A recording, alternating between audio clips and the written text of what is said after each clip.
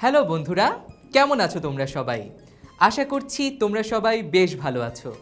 আমি সামি আল জাহিদ তোমাদের সবাইকে স্বাগত জানাচ্ছি গো-জি-8-এ।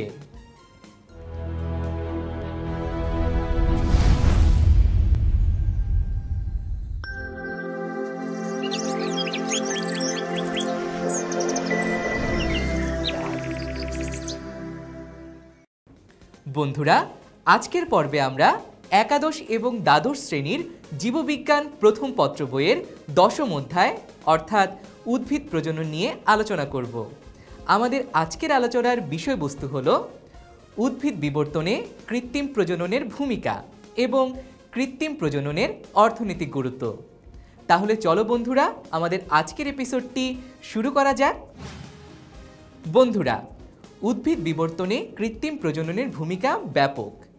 যেমন প্রথমেই আছে কৃত্রিম প্রজননের ফলে ভেরিয়েশন সৃষ্টি হয়।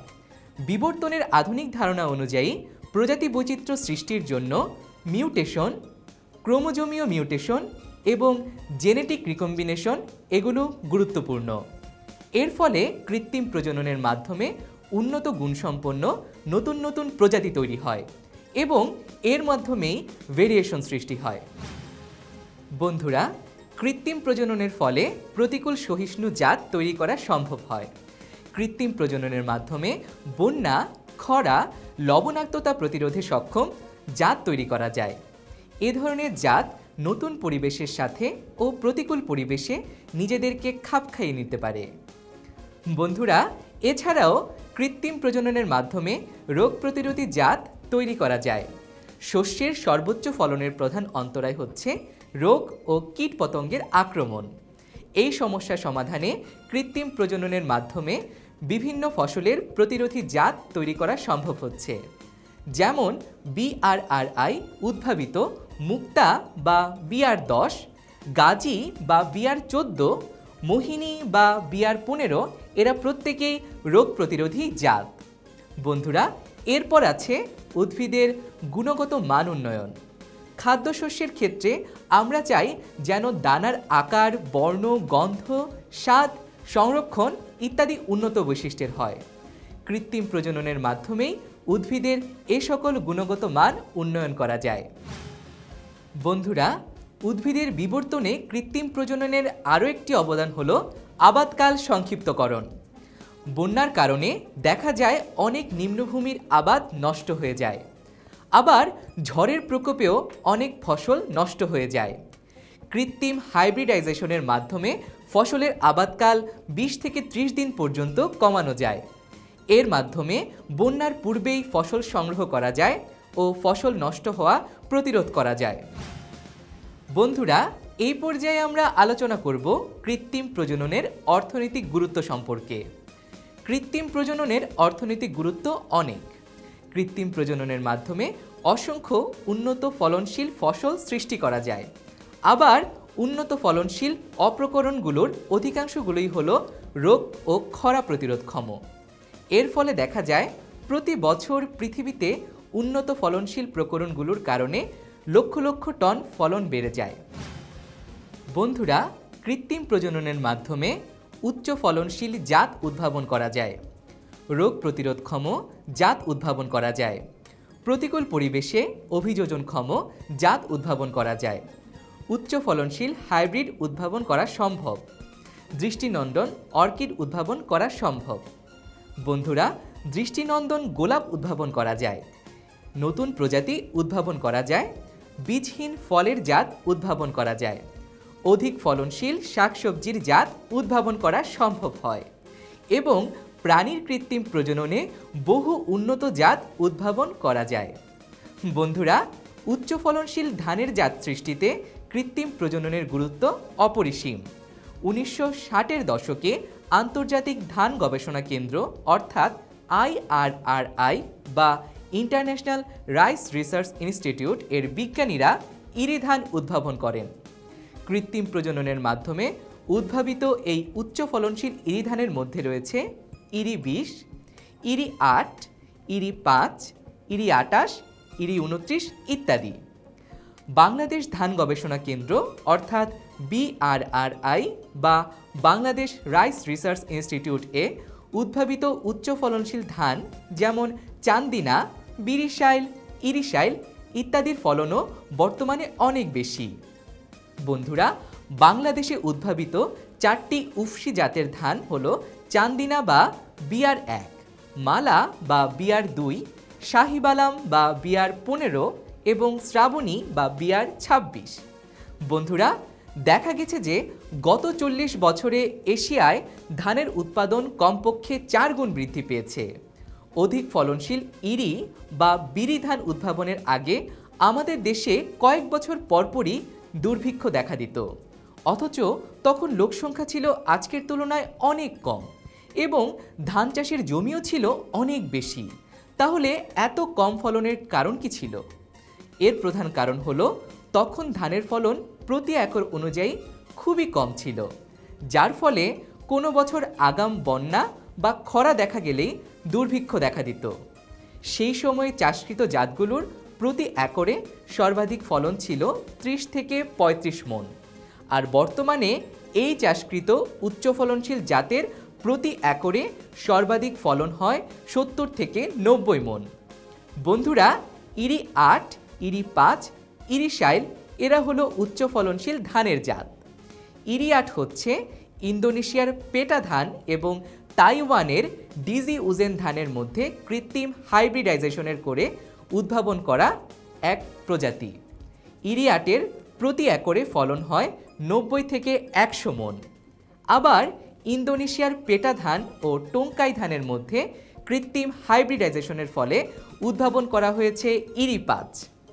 ইরি 5-এর ফলন একর প্রতি 70 থেকে 75 মণ। বন্ধুরা, বাংলাদেশের ইরিশাইল উদ্ভাবন করা হয়েছে ইন্দোনেশিয়ান পেটা ধান, ভারতের TKM 6 ধান এবং তাইওয়ানের টাইচু 1 এর মধ্যে সংকর করে। এর একর প্রতি ফলন হল 70 থেকে 75 মণ। একইভাবে BR20 এবং BR3 এর মধ্যে কৃত্রিম হাইব্রিডাইজেশন করে উদ্ভাবন করা হয়েছে বিরিশাইল।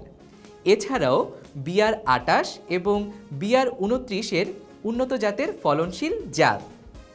বন্ধুরা, উচ্চ ফলনশীল ধানের জাত সম্পর্কে তো জানা গেল। এবার আমরা কৃত্রিম প্রজননের মাধ্যমে উচ্চ ফলনশীল গমের জাত তৈরি সম্পর্কে আলোচনা করব। বন্ধুরা, বর্তমানে সারা বিশ্বব্যাপী চাষকৃত গমও কৃত্রিম প্রজননের ফসল। আগে গমের ফলন খুবই কম ছিল। তাছাড়া দেখা যেত বিভিন্ন রোগে আক্রান্ত হয়ে প্রায় ফসল নষ্ট হয়ে যেত। ফলে ফসল রক্ষার জন্য তখন অনেক মূল্যের ওষুধ প্রয়োগ করতে হতো।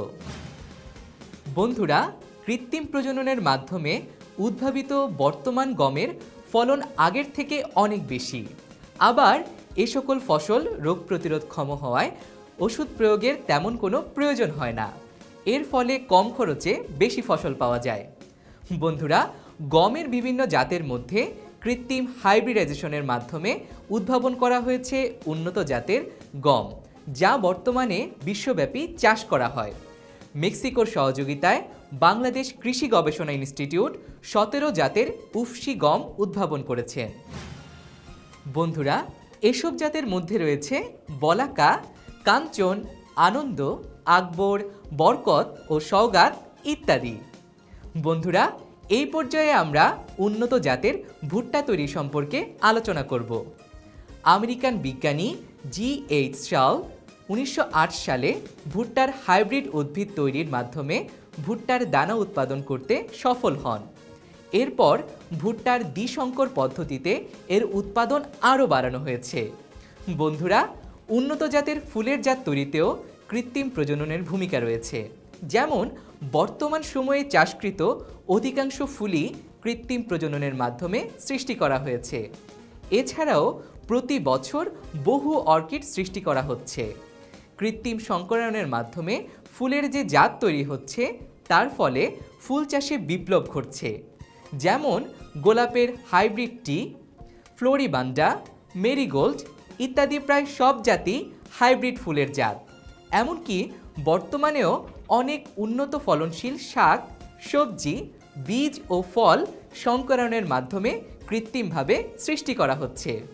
বন্ধুরা, কৃত্রিম প্রজননের মাধ্যমে কেবল খাদ্য উৎপাদন বা নতুন নতুন উৎপাদনশীল উদ্ভিদই সৃষ্টি হচ্ছে না, বরং আরও পরিবেশ সহনীয়, রোগবালাই মুক্ত, সুন্দর আকৃতি বিশিষ্ট উদ্ভিদ সৃষ্টি হচ্ছে।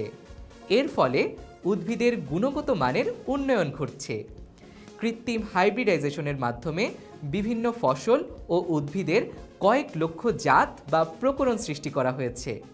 এর ফলে আমাদের মানব সভ্যতাও সমৃদ্ধি ঘটছে। তো বন্ধুরা, আমাদের আজকের আলোচনা এ পর্যন্তই। দেখা হবে পরবর্তী এপিসোডে নতুন কোনো টপিক নিয়ে। সে পর্যন্ত তোমরা সবাই ভালো থেকো, সুস্থ থেকো এবং অবশ্যই GoG8 সাথেই থেকো।